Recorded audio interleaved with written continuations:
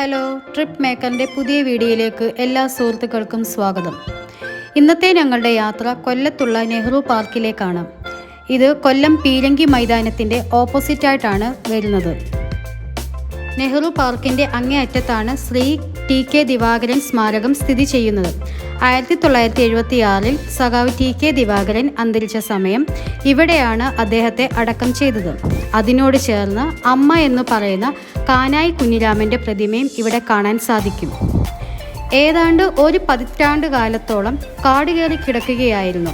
V park വന്നതോടുകൂടി ഈ സ്മാരകവും നെഹ്റു പാർക്കും മനോഹരമായി സൂക്ഷിക്കുന്നുണ്ട്. ഇതിൻ്റെ ഒരു അറ്റത്ത് നമുക്ക് പീരങ്കികൾ കാണാൻ സാധിക്കും. കുട്ടികൾക്ക് കളിക്കാനുള്ള ഒരു ചെറിയ പാർക്കും ഉണ്ട്.